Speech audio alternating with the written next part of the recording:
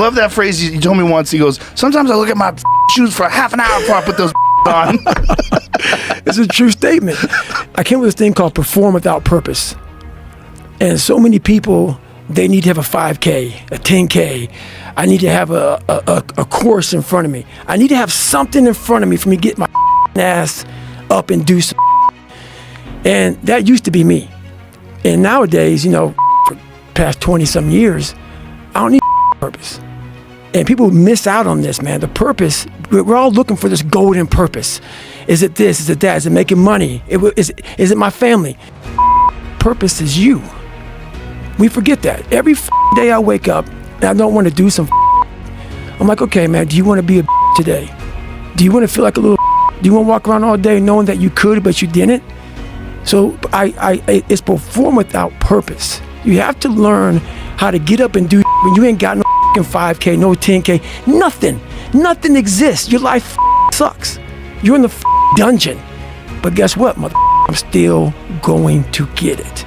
Because when that time comes, because the time is going to come, when that purpose is there, you'll be ready. But most of us aren't ready because we don't know how to do without having the golden carrot in front of us. Yeah.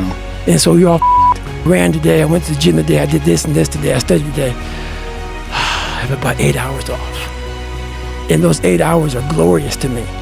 And every day you go back out and you start earning that. And every day you wake up, it sucks. And when it's over, you feel better. It sucks, you feel better. And as you get going, every step you take in that journey, as you're like, for me, I run every day. I hate it. But every step I take, I'm like, all right, motherfucker, you're beating the demon again. People think that my knees are bad from a lot of running. And they're wrong. I wasn't born healthy. I wasn't born with some great body alignment, some great, I have sickle cell, I have all kind of health issues, all kind of, I'm up. So I had a choice to make. And the choice was, growing up, okay, this hurts, that hurts.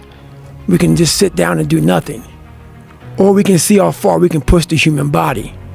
So on that journey, as I started getting more and more into my mind and start realizing that what I'm capable of doing, my mind got stronger. So the pain in my knees, while it sucked, I've been doing it for so long. It was like, it became my new norm. Like, okay, my knees hurt. Stop, and I call it like stop feeling sorry for yourself, but you sometimes have to ignore your feelings. I made a decision, and my decision was to be the best person I could. And I basically, a lot of mornings I wake up and say, your feelings. And that doesn't mean like, don't take it literally, feelings, but sometimes you have to go beyond what you're feeling. And my knees were but guess what? I wanted to run. And I knew that, okay, you can get knee replacements, this and that. Like I said, it wasn't because I ran too much. People always want to say, oh man, you ran so much so you up your body. You don't want to be like David Goggins. I hear it all the time. You don't want to be like David Goggins. I know my body so well. And I'm like, this is wrong. I go, I'm never going to run again. And I walk with a limp. So this went on for about six months. So I had the surgery done in February. It was February, March, April, May, June. About 4 months after the surgery, 4 or 5 months. I'm like, hey Jennifer, I gotta find somebody else to look at my fucking knee. So I try to keep my together. But imagine when you go from every day of your fucking life grinding, and you go to nothing. Like literally, like 90-minute surgery, done. That's crazy that it was just a little meniscus scope. 90-minute surgery, done. And I was like, okay, man, anyway. So I found this guy named Dr. Gamal out of New York. And we fly there, but I'm like, he can't fix this, man. Because I knew it was a lot more than knees. It was all kind of this up body shit. And I walk in the office, and he decides to see me, and me and Jennifer in there. Jennifer's happy. She's happy. It's like, oh my God, man, this guy's gonna be able to get you a fucking meniscus replacement. He was all kind of guru'd out. But I'm a realist, bro. I will push myself and I will go as far as I can. But I also am a realist. I also knew in the back of my mind, I'm not gonna try to ruin your party, Jennifer.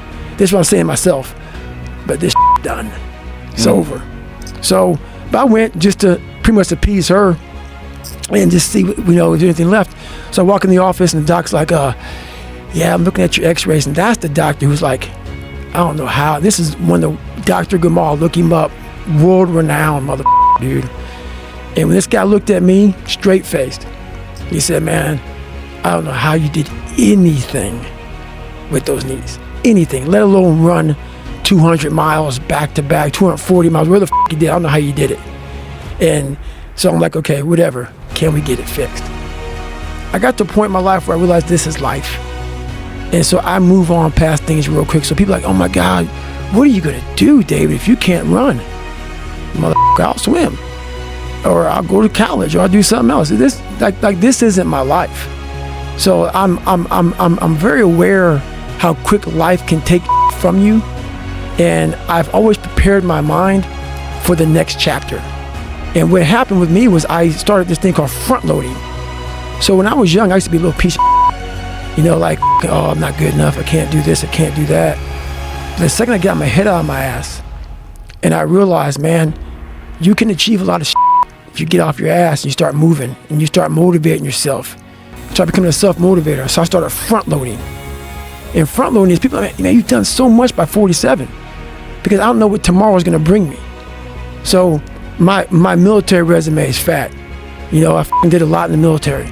I did a lot outside the military. I've made money. I've done almost every race out there, hard race in the world. I've broken pull-up records. I've done a lot of so when these bad times come, and also not not only that, work your ass off so you can enjoy. Yeah, you're taking a shot. You may not live to be old, but what if you do? And you worked your ass off when you were able, and you were able to get up early, able to grind. If you front load it properly, the back half of your life is money. And that's what I did. The second I realized that, man, you are a piece of we got to get going. Because at 47, man, you're not going to be able to do anything. 50, whatever you are. So I front loaded. So all these bad things that have happened to me, I sit back and go, man, how are you handling this so well? I've done it. I front loaded. I have the money I need. I have the success I need. I have the determination, the willpower, and also the pride in myself. So when I wake up every morning, I know who the fuck I am.